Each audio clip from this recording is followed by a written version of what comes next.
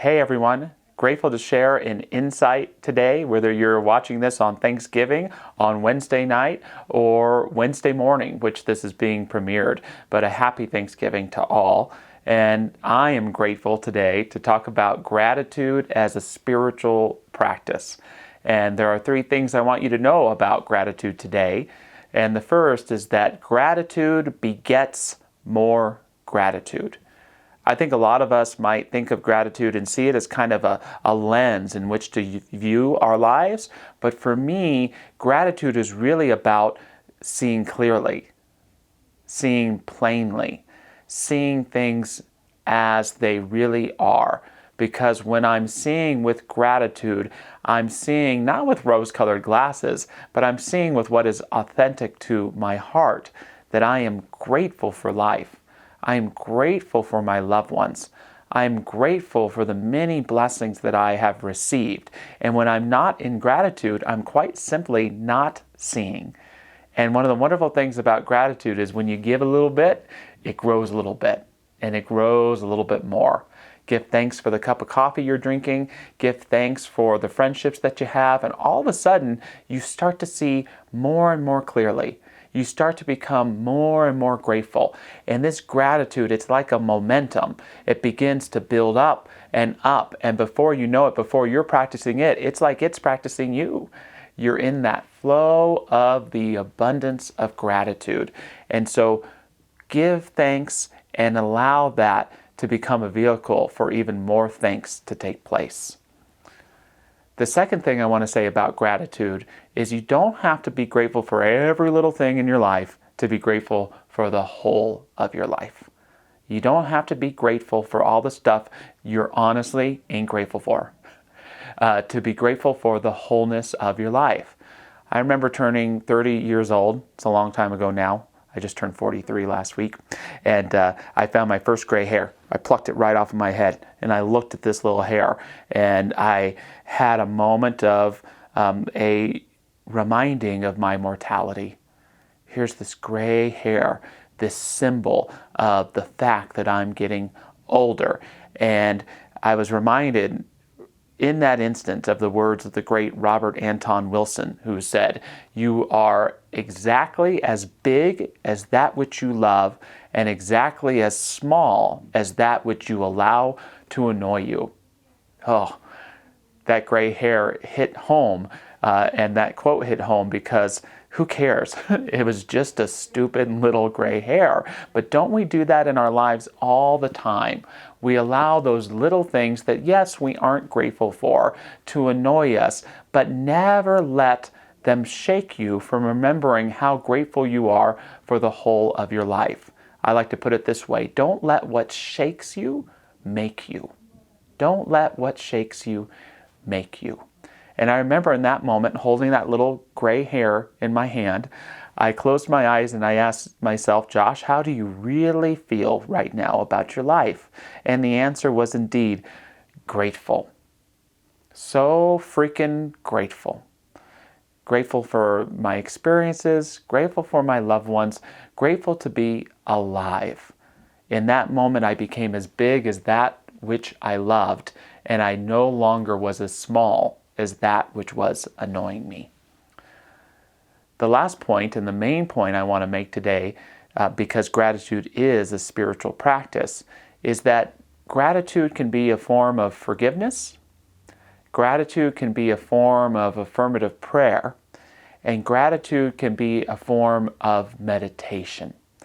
The spiritual practice of gratitude can help us heal our past, can help us come into co-creativeness with our future, and it can help us come fully present to enjoy the fullness of our lives as it is. And so at Thanksgiving time, it's great to ask yourself, what am I grateful for about what's been? What are you grateful for this year, for instance? I'm grateful for my family. I'm grateful for Mile High Church. I'm grateful to have a job. I'm grateful to be able to write talks that I get to share.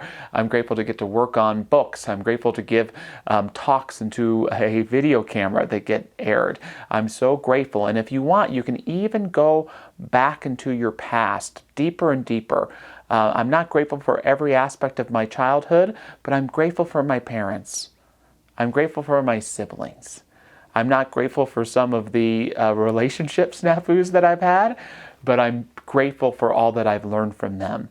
And it's then that we can see that giving thanks for our past is a kind of forgiveness, because it says, I'm going to recognize the jewels from my past and I'm going to carry them forward with me, but forget all the rest. I'm letting the rest go. I'm taking the shinola and leaving the shit. I'm taking what's best and I'm moving forward with my life. And so gratitude as a form of forgiveness is honoring what's best about our past so that we can celebrate it and move forward with it embodied in our consciousness.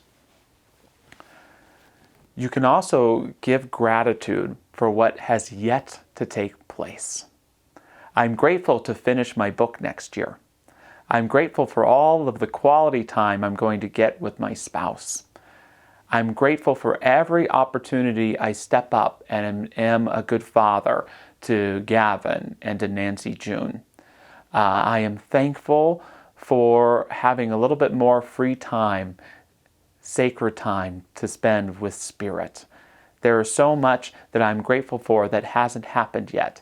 And I'm sure you can see how that's a kind of form of prayer, and perhaps the most powerful form of prayer that there is, because even in Science of Mind and what we call our 5 steps of spiritual mind treatment, we have a step called Thanksgiving. And it's often a step of emotional acceptance, that I can feel what I want to take place already as so. The only thing that is missing is it taking place in the present moment of my experience. But I already have the consciousness to receive it, the consciousness to accept it, so much so that I'm saying, yes, thank you for it, right here and right now. Lastly, gratitude can be a form of meditation. And as powerful as gratitude as forgiveness can be, as powerful as gratitude as affirmative prayer can be, there's something about gratitude as meditation, which means that you give thanks for what's taking place right now. Bobby, who's filming this right now, I'm grateful for you. I'm grateful for who you are. I'm grateful for all you do for Mile High Church. I'm grateful for the dad that you are and the friend that you are. You who are watching this, I may not know you at this point that you're watching, but we share a connection, and I'm grateful for that. I'm grateful to have clothes on. I'm grateful to be in this building right now. I'm grateful to acknowledge that it's a beautiful day. I'm grateful for the cup of coffee that's sitting right over there. I'm grateful for my breathing. Just try that. Give thanks for your breathing. Thank you. Thank you. Thank you.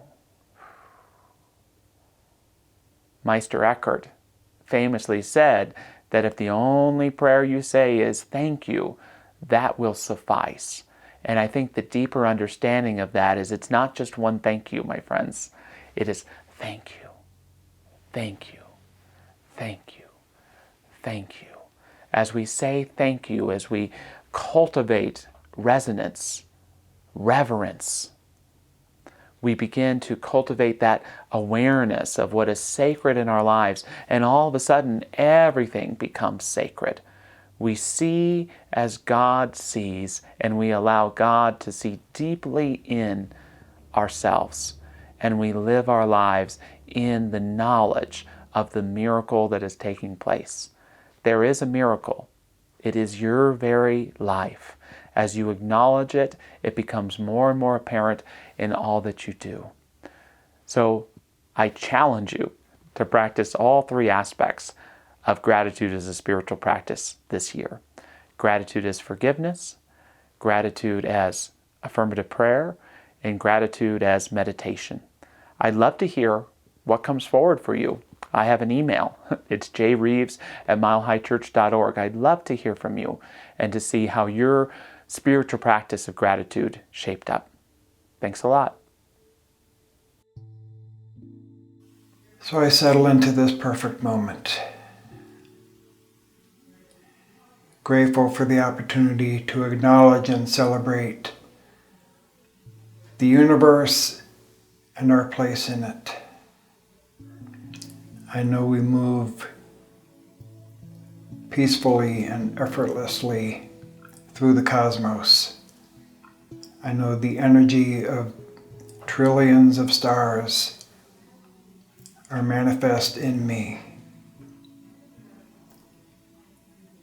And I feel the movement, the wave, the energy, the spirit washing over this entire planet. Acknowledging and celebrating the potential of peace in every country, in every government, in every person. I know that love and peace and harmony already exist, are already manifesting.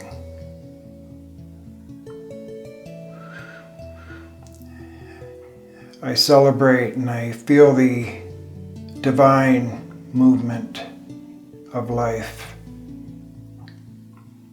knowing that it is inhabiting every soul, every human being on this planet and in other worlds. Grateful for the opportunity to recognize the universal flow of the divine energy of spirit in this moment and always. And so it is.